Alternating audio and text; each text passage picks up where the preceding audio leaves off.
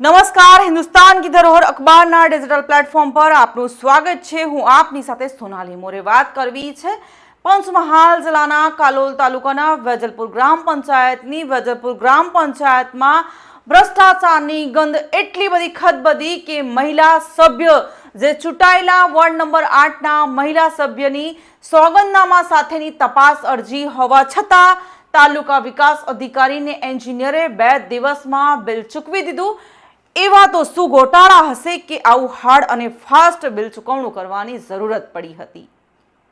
કાલોલ તાલુકાના વેજલપુર ગ્રામ પંચાયત વિસ્તારમાં ચાલી રહેલા વિકાસના કામોમાં મોટા પાયે ભ્રષ્ટાચાર અને નાણાકીય ગેરરીતિઓના ગંભીર આક્ષેપ સાથે પંચાયત આલમમાં ભારે ખળભળાટ મચી જવા પામ્યો છે। વોર્ડ નંબર 8ના મહિલા સભ્ય बदना रेहाना बीबी महबूब द्वारा सरपंच और वहीवटी तंत्र सामे सीधो मोर्चो मारीने सोगंदनामा साथेनी तपास अरजी ने दाखल करवामां आवी छे। जो कि आश्चर्यनी वात तो ए छे के भ्रष्टाचारनी लेखित रजूआत होवा छतां कालोल तालुका पंचायतना अधिकारीओ शंकास्पद उतावळ बतावीने गणतरीना कलाकोमां ज 4,50,000 जेवी मोटी रकमनुं बिल पास करी देता भ्रष्टाचार अंगेना आक्षेपोना अनेको गंभीर सवाल उभा थया छे। महिला सभ्य बदना रेहाना बेबीए गत तारीख 15/6/2026 ना रोज कालोल तालुका विकास अधिकारीने लेखितमां रजूआत करी हती, जेमां आरोप लगाव्या छे के वेजलपुर ग्राम पंचायतना सरपंच अने सत्ताधीशो द्वारा सभ्योने विश्वासमां लीधा वगर ज मनस्वी रीते काम करवामां आवी रह्या छे। वेजलपुर उर्दू शाळा पासे थईने रोहितवास तरफ जवाना रस्ता परना नाळाना काममां सरकारी नीति नियमो वहीवटी एस्टिमेट अने मेजरमेंट मापनुं सरेआम उल्लंघन थयुं होवानी फरियाद तेमने पुरावा सहित रजूआत करवामां आवी छे। तालुका विकास अधिकारी अने एंजीनियरनी जे भूमिका छे ए भूमिका शंकाना दायरामां आवी रही छे, केम के तेमने 2 જ દિવસમાં 4,50,000 जेवा बिलनी मोटी रकमनुं चूकवणुं तपास कर्या विना ज करी दीधुं हतुं। अरजीमां स्पष्ट मांगणी करवामां आवी छे के ज्यां सुधी उच्च कक्षाएथी झीणवटभरी तपास न थाय त्यां सुधी आ कामोना बिलनी चूकवणी रोकी देवामां आवे, तेम छतां जाणे अधिकारीओए भ्रष्टाचार पर પડદો પાડવાની ઉતાવળ હોય તેમ અરજી આપ્યાના માત્ર ને માત્ર 2 જ દિવસ પછી એટલે કે 17/6/2026 ના રોજ અંદાજિત 4,50,000 જેટલી મોટી રકમનું બિલ ચૂકવી દેવામાં આવ્યું હતું। મોટો સવાલ એ થાય છે કે તપાસ અરજી હોવા છતાં એન્જિનિયરે એસ્ટિમેટ કે મેજરમેન્ટની ચકાસણી કર્યા વગર જ બિલોની ચૂકવણી કેમ કરી? શું આ માત્ર ને માત્ર ટકાવારીનો ખેલ છે? અધિકારીઓનું આ મૌન અને ઉતાવળે ભ્રષ્ટાચારને છારવવાનો પ્રયાસ કરી રહ્યા હોવાના ગંભીર આક્ષેપો થઈ રહ્યા છે।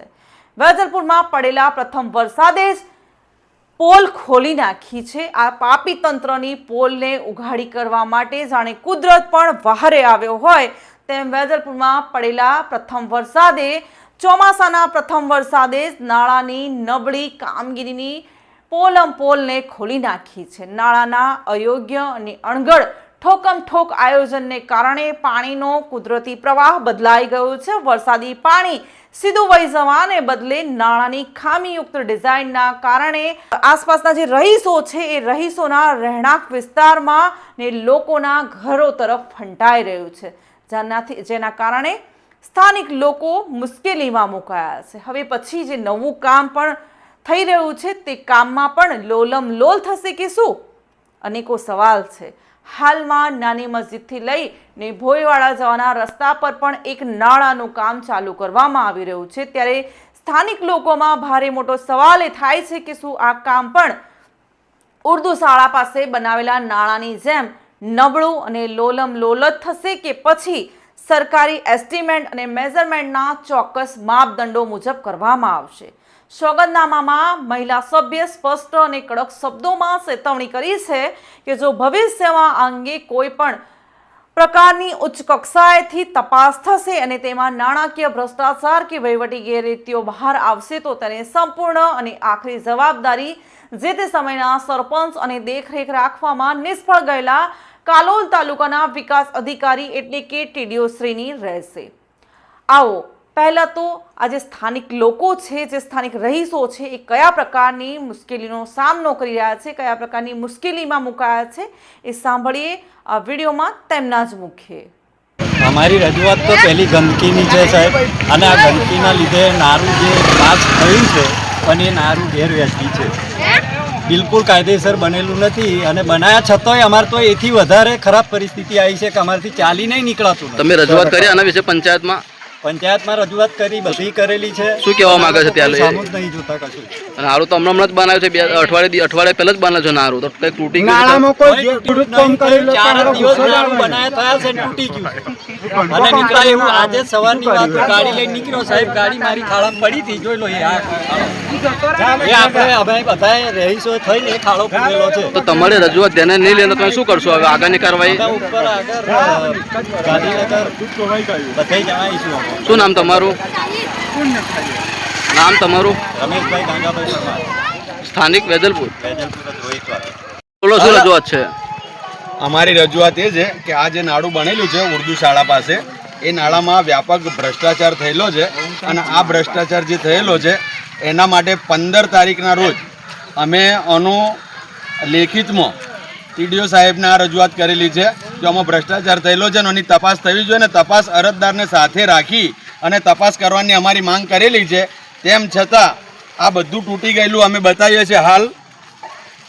હાલ તૂટેલું જ છે, અને આ ભ્રષ્ટાચાર થયો હોવાથી આ બધું તૂટી ગયેલું છે, અને આના પૈસા 17 તારીખના રોજ અમારા ના કહેવા છતાં તપાસ કર્યા વગર ઉપલા અધિકારીઓ પૈસા રિલીઝ કરી દીધેલ છે। બિલકુલ ભ્રષ્ટાચાર થયેલો છે, અને તપાસ થવી જ જોઈએ। એક જ વરસાદ પડ્યો છે, એમાં આ નાળાનું આ બધું જ આ તૂટી ગયેલું છે, તો ભવિષ્યમાં વરસાદ પડશે તો આ નાળાનો શું હાલ થશે? આ નાળું બનાવ્યા પછી આ પાણીનો વેણ આ સોસાયટી તરફ જવાનો ચાલુ થઈ ગયો છે। આ નાળું ધારા ધોરણ હેઠળ આ બનાવેલું નથી, પાછળ સાફ સફાઈ કરેલું દેખાય છે, પાછળ સાફ સફાઈ કશું જ કરેલી નથી, એ બધું ટોટલી પાઇપો જામ છે, એ બી જોઈ લો તમે, અને જોઈ શકાય છે વિડીયોમાં બી। આ બધું હટાયા વગર આ લોકોએ 5 લાખ રૂપિયા ઉપાડી લીધા છે। અમે 15 તારીખના રોજ આ સોગંદનામું કરી અને આની તપાસની માંગ કરેલી છે, ટીડીઓ સાહેબને અરજી આલેલી છે, પણ કોઈ પણ જાતની અરજીને ધ્યાને લીધા વગર, આ તપાસ કર્યા વગર આના નાણાં 17 તારીખના રોજ રિલીઝ થયેલા છે, અને આ જે ભ્રષ્ટાચાર થયો છે એની તપાસ થવી જોઈએ અમન છે। અને આ જો તપાસ પૂરી નહીં થાય તો અમે કલેક્ટર, જિલ્લા અને છેક ગાંધીનગર સુધી, મુખ્યમંત્રી સુધી અમે આ કરીશું, અને આ તમામ વિસ્તારના લોકોની આવી માંગ છે। શું નામ તમારું? મારું નામ મહેબૂબ અબ્દુલ કાદિર બદના, વોર્ડ નંબર 8ના સભ્ય પંચાયતના સદસ્ય। હવે જોવું એ રહ્યું કે ઉચ્ચ કક્ષાએ બેઠેલા જે બાબુઓ છે, એ બાબુઓને કાયદાનો કોઈ પણ પ્રકારનો ડર તો રહ્યો નથી, પણ કદાચ તેમનું જમીર જાગે ને તેઓ સાચી દિશામાં તપાસ કરાવે તો ભ્રષ્ટાચારનો ભાંડો ખૂબ મોટા પાયે ફૂટે તેમ છે। બાકી જનતાએ તો ચૂંટણી સમયે ખોબે ખોબા ભરીને વોટ આપવાના હોય છે, ને વરસાદી સમયે આજે વોટ આપવા ગયેલી જે જનતા છે એ કુદરતી આફતી કે વરસાદી ભરાયેલા પાણીને ડોલે ડોલે ઉછેલવાનું જ કામ બાકી રહી ગયું છે।